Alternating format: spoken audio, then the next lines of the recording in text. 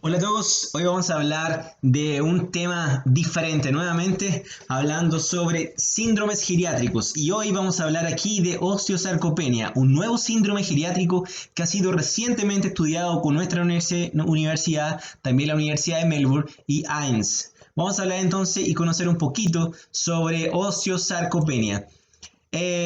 Principalmente vamos a entender que osteoporosis y osteopenia, ellos están relacionados con riesgo de caída, con fragilidad y discapacidad, está relacionado también con fracturas y con caídas, y a su vez relacionado directamente con la sarcopenia. ¿Qué es la sarcopenia? Está relacionada y definida como la baja masa muscular, baja fuerza muscular y bajo rendimiento físico y está directamente relacionada también con osteoporosis y osteopenia. Cuando mezclamos esos dos conceptos, hablamos de la osteosarcopenia, la cual ha sido relacionada con baja función física, bajo equilibrio y también dinámico estático, con un historial de fracturas y también de caídas. Pero referente a los criterios, aquí principalmente tenemos un problema porque no sabemos cuál es la prevalencia y cuál es el agreement entre los diferentes criterios para clasificar la osteosarcopenia. Entonces, cuando hablamos de osteosarcopenia, como mostré anteriormente, tenemos dos conceptos. El concepto osteo, que habla de osteopenia y osteoporosis, que está bien definido en la literatura, pero referente a la sarcopenia, cuando hablamos de estos tres variables, masa, fuerza y physical performance, ahí nosotros tenemos que poner mucha atención. ¿Por qué? Porque en la sarcopenia hay diferentes consensos. Tenemos diferentes definiciones, diferentes criterios para definirla. En realidad hay 6 diferentes criterios internacionales, 6 diferentes consensos o guías clínicas. Entonces, cada uno de ellos define muchas veces de una forma diferente al otro y con diferentes puntos de corte. Y cuando hablamos de la sarcopenia, en América Latina no hay puntos de corte. Por otro lado, entonces, cuando hablamos de osteosarcopenia, hay personas que han tratado de juntar todos esos tres diferentes mediciones en una sola, por medio del ángulo de fase o phase angle, que principalmente evalúa la calidad muscular. Entonces, ¿por qué? Porque eso está relacionado con estas tres variables. El ángulo de fase no es más que el producto entre la reactancia y la resistencia.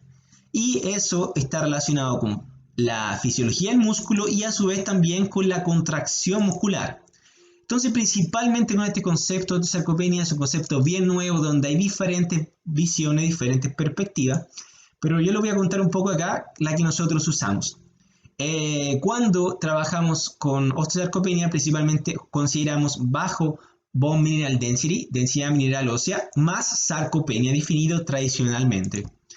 En este caso hemos utilizado diferentes puntos de corte para entender cuál es el mejor criterio para definir la osteosarcopenia, considerando el consenso europeo del 2010, 2018, el asiático, el FNH y también el internacional, con los diferentes puntos de corte para masa muscular, fuerza y physical performance.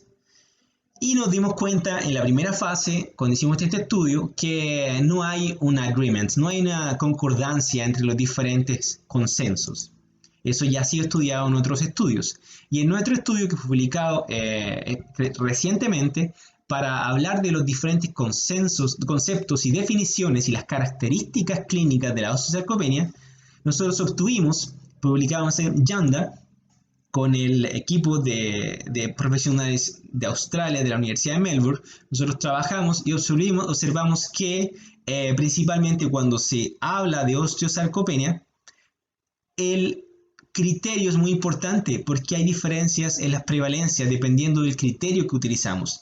Pero, ¿cuál criterio deberíamos utilizar? Entonces, si consideramos los diferentes criterios de combinación que podemos usar para definir la osteosarcopenia y pensamos en cuál tiene una mayor relevancia clínica y es posible identificar aquellos pacientes que necesitan mayor atención, vamos a recomendar altamente utilizar la osteosarcopenia con el concepto de sarcopenia severa y principalmente utilizando el consenso europeo del año 2018 y el FNH. ¿Por qué? Porque discriminan principalmente a quien tiene más riesgo de caídas y más riesgo de fracturas.